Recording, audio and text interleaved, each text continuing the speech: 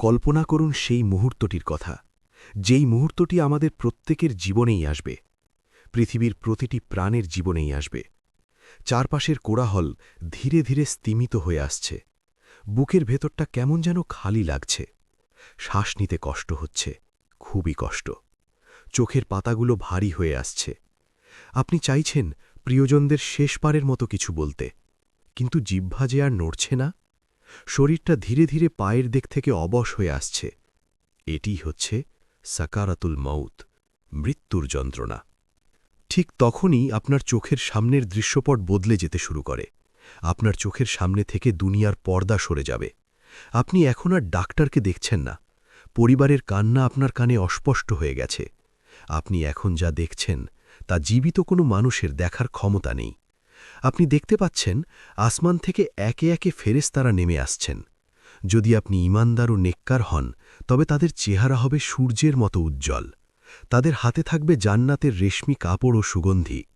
আর যদি আপনি পাপিষ্ঠ হন, তবে তাদের চেহারা হবে খুবই অস্বাভাবিক, কয়লার মতো কালো, খুবই ভয়ানক। এতটা ভয়ানক, যেই ভয়ানক চেহারা আপনি আপনার জীবনে আর কখনোই দেখেননি। তাদের হাতে থাকবে জাহান্নামের দুর্গন্ধযুক্ত চট। তারা ঠিক আপনার দৃষ্টিসীমার শেষ প্রান্তে সারি বেঁধে দাঁড়াবে। আর তারপর সেই চূড়ান্ত মুহূর্ত। তখনই আপনার শিয়রের কাছে এসে বসবেন, যাকে দেখে পৃথিবীর মহান মহান রাজা বাদশাহ, পৃথিবীর বিশাল বিশাল শক্তিধর, সকলের সারা জীবনের সমস্ত সাহস নিমিষেই মিলিয়ে যায়। আর তিনি হলেন মালাকুল মউত, হজরত আজরাইল আলাইহিসসালাম। তিনি এসে কোনো শব্দ করবেন না, কিন্তু তার উপস্থিতি গোটা ঘর জুড়ে এক ভারী নীরবতা নামিয়ে আনবে। তিনি আপনার রূহ বা আত্মার ঠিক মুখোমুখি হবেন। এরপর তিনি আপনাকে ডাক দেবেন। যদি আপনি পুণ্যবান হন, তাহলে তিনি বলবেন, হে প্রশান্ত আত্মা, বেরিয়ে এসো তোমার রবের ক্ষমার দিকে, তার সন্তুষ্টির দিকে। আর সেই ডাক শুনে তৃষ্ণার্ত মানুষ যেমন পানির দিকে ছোটে, আপনার রূহ তেমনি শরীর থেকে বেরিয়ে আসতে চাইবে। কিন্তু যদি আপনি অবাধ্য হন, তাহলে তিনি হুঙ্কার দিয়ে বলবেন, হে পাপিষ্ঠ আত্মা, বেরিয়ে এসো আল্লাহর ক্রোধ ও শাস্তির দিকে। ভয়ে আপনার রূহ শরীর থেকে ভেতরে পালানোর চেষ্টা করবে, প্রতিটি শিরা উপশিরায় লুকিয়ে পড়তে চাইবে। অতঃপর মালাকুল মউত, হজরত আজরাইল আলাইহিসসালাম যখন আপনাকে স্পর্শ করবেন, তখন আপনি যদি একজন মুমিন হয়ে থাকেন, তাহলে আপনার রূহ শরীর থেকে বেরিয়ে আসবে ঠিক ততটা সহজে, যতটা সহজে কলস থেকে একটি পানির ফোঁটা গড়িয়ে পড়ে। কোনো কষ্ট নেই, কোনো হ্যাচকা টান নেই, যেন এক গভীর প্রশান্তির ঘুমে তলিয়ে যাচ্ছেন। রূহ বের হওয়ার সাথে সাথেই ঘরের মধ্যে ছড়িয়ে পড়বে জান্নাতের মিস্ক আম্বারের সুঘ্রাণ, যা কেবল ফেরেশতারা এবং আপনার সেই রূহ অনুভব করতে পারবে। আপনার জন্য অপেক্ষমান রহমতের ফেরেশতারা চোখের পলক ফেলার আগেই সেই পবিত্র আত্মাকে জান্নাতের রেশমি কাপড়ে জড়িয়ে নেবেন। কিন্তু যদি আপনি পাপিষ্ঠ হন, তাহলে আপনার রূহকে টেনে হিঁচড়ে এমনভাবে বের করা হবে, যেভাবে ভেজা পশমের ভেতর থেকে কাঁটাযুক্ত লোহার শিক জোর করে টেনে বের করা হয়। হাদিসে এসেছে, এতে শরীরের শিরা উপশিরা ছিনে যাওয়ার মতো যন্ত্রণার সৃষ্টি হয়। আপনার রূহ শরীর ছাড়তে চাইবে না, কিন্তু ফেরেশতাদের একের পর এক কঠোর আঘাতে তাকে শরীর থেকে বের হতে বাধ্য করা হবে। বের হওয়ার পর তা থেকে লাশের পচা দুর্গন্ধের মতো দুর্গন্ধ ছড়াবে। অতঃপর সেই অপবিত্র রূহকে জাহান্নামের দুর্গন্ধযুক্ত কালো ও খসখসে কাপড়ে মুড়িয়ে ফেলা হবে। এখন আপনার রূহ আপনার দেহকে দেখছে। নিচে আপনার সন্তানরা কাঁদছে, প্রিয়তমা স্ত্রী বা স্বামী বিলাপ করছেন, আপনার মা বাবা সকলেই যেন শোকে পাথর হয়ে গেছেন। আপনি চিৎকার করে বলতে চাইছেন, আমি তো মারা যাইনি, আমি তো সব দেখতে পাচ্ছি, তোমরা কাঁদছ কেন? কিন্তু আপনার সেই আওয়াজ দুনিয়ার কারো কানে পৌঁছবে না। মানুষের জগৎ আর আপনার জগতের মাঝখানে এখন এক অদৃশ্য দেওয়াল তৈরি হয়ে গেছে। ফেরেশতাদের একটি দল আপনাকে নিয়ে আকাশের দিকে উড়াল দেবে। পথে আসমানের ফেরেশতারা জিজ্ঞেস করবেন, কে এই ব্যক্তি, কার রূহ এটি? যদি আপনি নেককার হন, তবে ফেরেশতারা দুনিয়াতে আপনার সবচেয়ে সুন্দর নাম ধরে পরিচয় দেবেন। বলবেন, ইনি হলেন অমুকের সন্তান অমুক। আকাশের দরজাগুলো আপনার জন্য আনন্দের সাথে খুলে দেওয়া হবে। প্রতিটি আসমানের ফেরেশতারা আপনাকে অভ্যর্থনা জানাবে। কিন্তু যদি আপনি দুর্ভাগা হন, যদি আপনি আপনার রবের অবাধ্য বান্দা হন, তবে ফেরেশতারা আপনার সবচেয়ে ঘৃণিত ও খারাপ নামটি উল্লেখ করবেন। আকাশের কাছে পৌঁছনোর পর আসমানের দরজা আপনার জন্য বন্ধ করে দেওয়া হবে।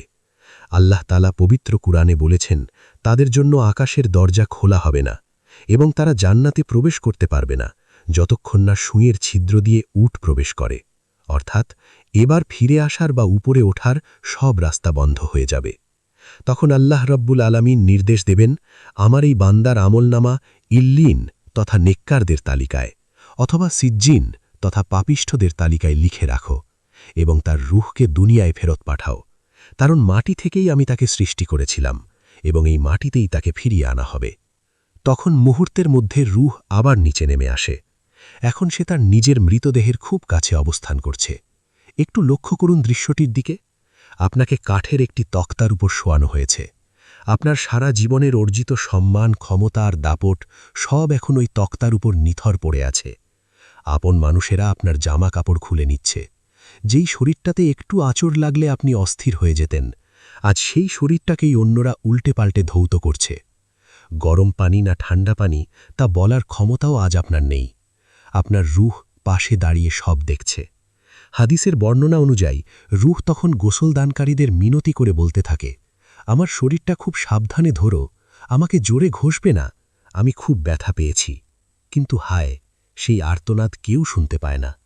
অতঃপর গোসল শেষে আপনাকে এখন ৩টি সাদা কাপড়ে মোড়ানো হয়েছে। দুনিয়ার সব রঙিন পোশাক আলমারিতেই পড়ে রইল। আপনার সাথে যাচ্ছে শুধু পকেটবিহীন এই সাদা কাফন। আত্মীয় স্বজন, বন্ধুবান্ধব সবাই মিলে আপনাকে কাঁধে তুলে নিল।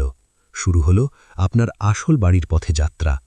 যখন মানুষ খাটিয়া কাঁধে নিয়ে দ্রুত হাঁটতে থাকে, তখন রূহ চিৎকার করতে থাকে। যিনি নেককার, তিনি আনন্দের আতিশে বলতে থাকেন, আমাকে তাড়াতাড়ি নিয়ে চলো, আমাকে তাড়াতাড়ি নিয়ে চলো, আমার রবের ওয়াদা সত্য, আমাকে আমার গন্তব্যে পৌঁছতে দেরি করো না। তার কাছে তখন কবর মানে ভয়ের জায়গা নয়, বরং অনন্ত সুখের বিশ্রামাগার। কিন্তু যিনি বদকার, তিনি ভয়ে থরথর করে কাঁপতে থাকেন এবং চিৎকার করে বলেন, হায় কপাল, তোমরা আমাকে কোথায় নিয়ে যাচ্ছ? আমাকে ওই অন্ধকার গর্তে নিও না। তার এই ভয়াবহ চিৎকার মানুষ আর জিন ছাড়া পৃথিবীর সব পশু পাখি শুনতে পায়, কিন্তু মানুষ এই আওয়াজ শুনতে পায় না। যদি মানুষ এই আওয়াজ শুনতে পেত, তবে তারা ভয়ে বেহুশ হয়ে যেত। অতঃপর খাটিয়া কাঁধে বদল হচ্ছে। পরিচিত রাস্তাগুলো পেছনে পড়ে যাচ্ছে। সামনেই দেখা যাচ্ছে বাঁশ ঝাড় বা নির্জন কোনো স্থান যেখানে মাটি খুঁড়ে রাখা হয়েছে। অবশেষে সেই মুহূর্তটি এসে গেল, যখন আপনাকে এখন নামিয়ে দেওয়া হচ্ছে মাটির সেই ছোট্ট কুঠুরিতে। যাদের আপনি সবচেয়ে বেশি ভালোবাসতেন, যাদের ছাড়া দুনিয়াতে আপনার এক মুহূর্তও চলত না, তারাই আজ নিজের হাতে আপনাকে এই অন্ধকার গর্তে শুইয়ে দিচ্ছে। তারা মুখে বলছে, বিসমিল্লাহি ওয়া আলা মিল্লাতি রসুলিল্লাহ, আল্লাহর নামে এবং তার রসুলের তরিকায় তোমায় সঁপে নিলাম।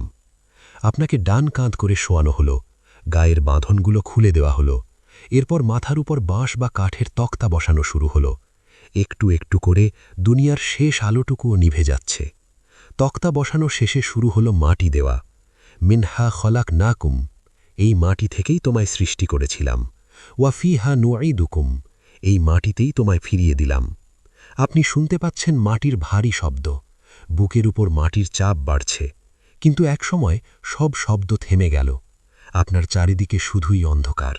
এমন অন্ধকার, যেখানে নিজের হাতটাও দেখা যায় না, একেবারেই পিন পতন নীরবতা।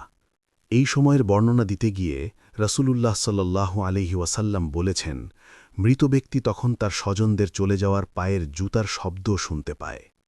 আপনি শুনতে পাচ্ছেন আপনার বাবা, ভাই, বন্ধুরা আপনাকে একা ফেলে চলে যাচ্ছে। যেই দুনিয়ার জন্য আপনি সারাটা জীবন এত কিছু করেছেন, সেই দুনিয়া আজ আপনাকে মাটির নিচে রেখে উপরে হেঁটে চলে যাচ্ছে।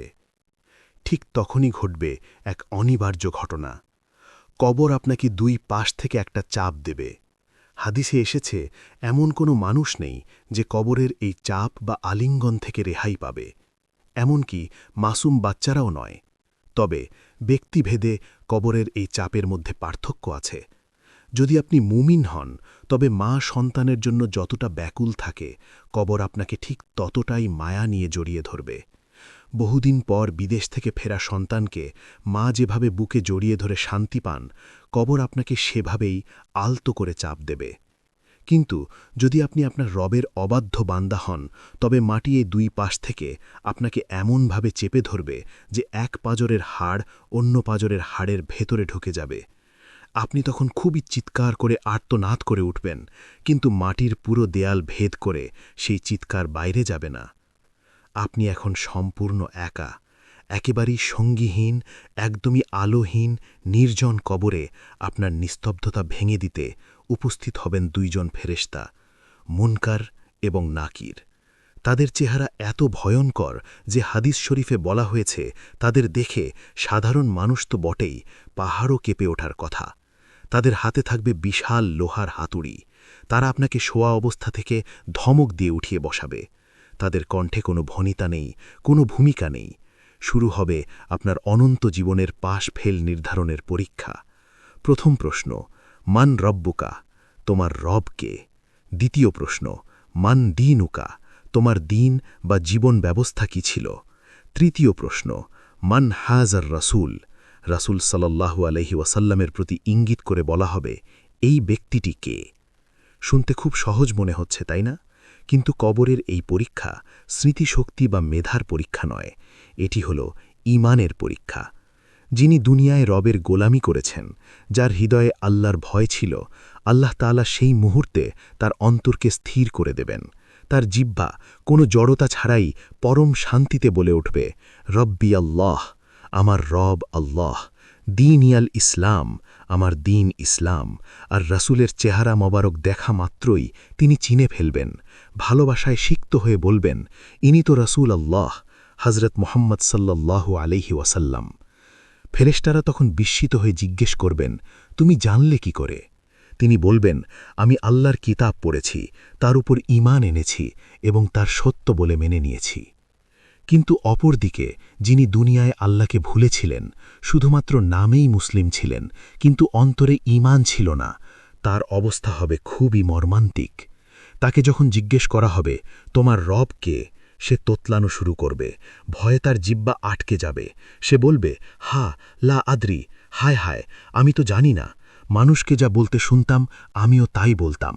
সে উত্তর দিতে চাইবে, দুনিয়ার মুখস্থ বিদ্যা কাজে লাগাতে চাইবে, কিন্তু তার মুখ দিয়ে কোনো শব্দ বের হবে না, কারণ এখানে জাবান কথা বলে না, কথা বলে আপনার সারা জীবনের আমল। এভাবে সে পরপর ৩টি প্রশ্নেরই জবাব দিতে অক্ষম হবে। এমনকি তার সামনে রাসূল সাল্লাল্লাহু আলাইহি ওয়াসাল্লামের অবয়ব দেখানো হলেও সে তাকে চিনতেও পারবে না। পরীক্ষার উত্তর দেওয়ার সাথে সাথেই আসমান থেকে মহান আল্লাহর ফায়সালা চলে আসবে। যিনি সফলভাবে উত্তর দিতে পেরেছেন, তার ব্যাপারে আল্লাহ রাব্বুল আলামিন ঘোষণা দেবেন, আমার বান্দা সত্য বলেছে, সুতরাং তার জন্য জান্নাতের বিছানা বিছিয়ে দাও, তাকে জান্নাতের পোশাক পরিয়ে দাও এবং তার কবরের সাথে জান্নাতের একটি দরজা খুলে দাও। সুবহানাল্লাহ! মুহূর্তের মধ্যে সেই অন্ধকার কবরটি আর কবর থাকে না, তা যেন জান্নাতের টুকরো হয়ে যায়।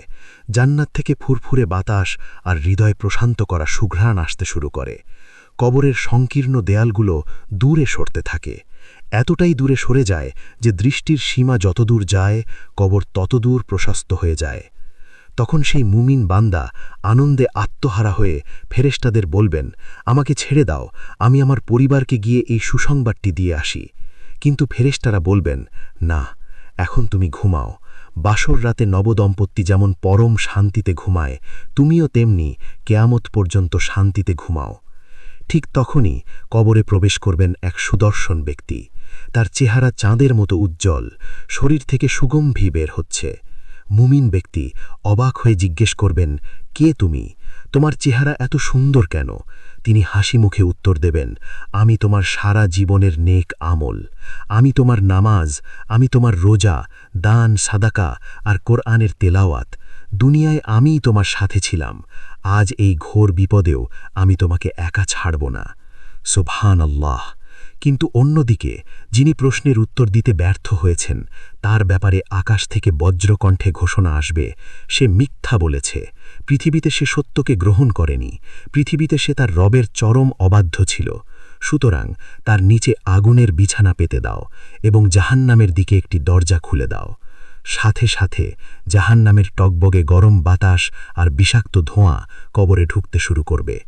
কবরটি এতটাই সংকুচিত হয়ে যাবে যে তার পাঁজরের হাড়গুলো একটার ভেতর আরেকটা ঢুকে যাবে।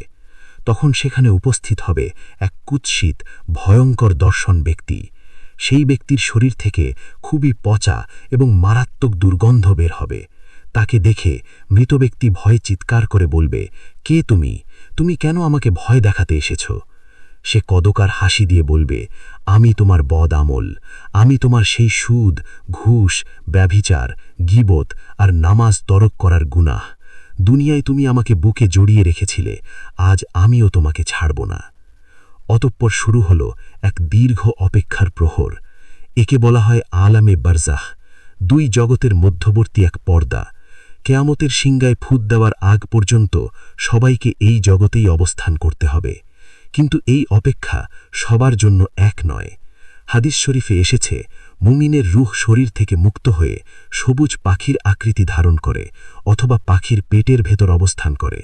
তারা জান্নাতের গাছে গাছে ঘুরে বেড়ায়, সেখানকার ফল ভক্ষণ করে এবং আরশের নিচে ঝুলন্ত প্রদীপে আশ্রয় নেয়। একবার চিন্তা করুন, কিছুক্ষণ আগেই যেই মানুষটি দুনিয়ার হাসপাতালের বিছানায় যন্ত্রণায় কাতরাচ্ছিলেন, এখন তিনি জান্নাতের বাগানে পরম স্বাধীনতায় ঘুরে বেড়াচ্ছেন। সেখানে তার সাথে সাক্ষাৎ হয় আগে মৃত্যুবরণ করা আত্মীয় স্বজনদের রুহের সাথে। বহুদিন পর প্রবাসী আপনজন বাড়ি ফিরলে যেমন সবাই তাকে ঘিরে ধরে, বারজাখ জগতে মৃত আত্মীয়রা নতুন যাওয়ার রুহকে সেভাবেই ঘিরে ধরে। তারা জিজ্ঞেস করে, দুনিয়ায় অমুক কেমন আছে? অমুক কি বিয়ে করেছে? অমুক কি এখনো নামাজ পড়ে? অন্যদিকে পাপীদের রুহকে নিক্ষেপ করা হয় সিজ্জিনে, জমিনের সর্বনিম্ন স্তরে। সেখানে তারা বন্দী অবস্থায় থাকে। তাদের জন্য না আছে কোনো মুক্তি, না আছে কোনো সংবাদ, শুধুই অপমান আর লাঞ্ছনা।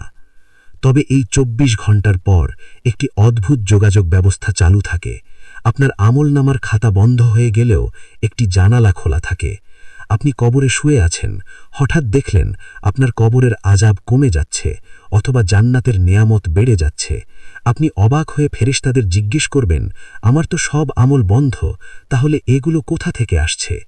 তখন ফেরেশতারা বলবেন, দুনিয়ায় রেখে যাওয়া নেক সন্তান তোমার জন্য হাত তুলে দোয়া করেছে, অথবা তোমার সাদাকায়ে জারিয়া, যেই মসজিদ, মাদ্রাসা বা এতিমখানা তুমি বানিয়েছিলে, তার সওয়াব পার্সেলের মতো তোমার কাছে পৌঁছে যাচ্ছে।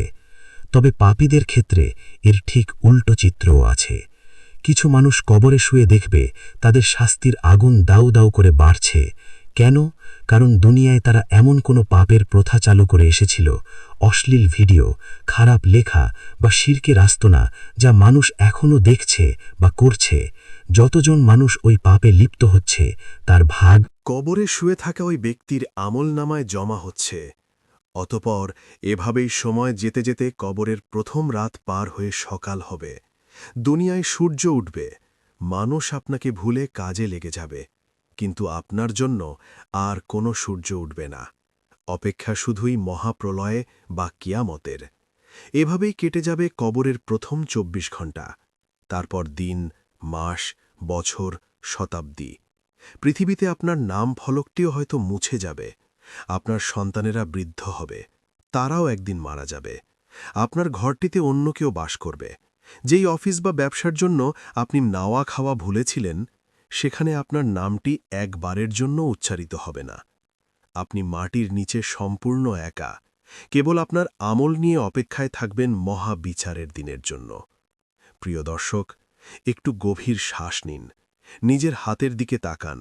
আপনি এখনও জীবিত, আপনার হৃৎস্পন্দন এখনও চলছে, মালাকুল মাউত এখনও আপনার দরজায় কড়া নাড়েননি।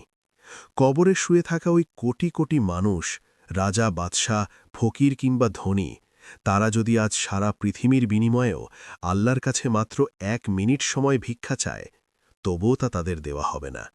তারা একটিবার সুবহানাল্লাহ বলারও সুযোগ আর পাবে না। কিন্তু আল্লাহ আপনাকে এখনও সেই সুযোগটি দিয়েছেন। এই ভিডিওটি দেখা হয়তো আল্লাহর পক্ষ থেকে আপনার জন্য একটি বিশেষ বার্তা। তিনি চাইছেন আপনি ফিরে আসুন। তাই আসুন আজ এখন থেকেই প্রতিজ্ঞা করি, অন্ধকার কবরের সাথে হিসেবে আমরা নামাজকে আঁকড়ে ধরব, কুরআনকে বন্ধু বানাব, মানুষের হক নষ্ট করা থেকে বিরত থাকব, চোখের পানি ফেলে রবের কাছে বলবো, হে আল্লাহ, আমি ভুল করেছি, তুমি আমাকে ক্ষমা করো।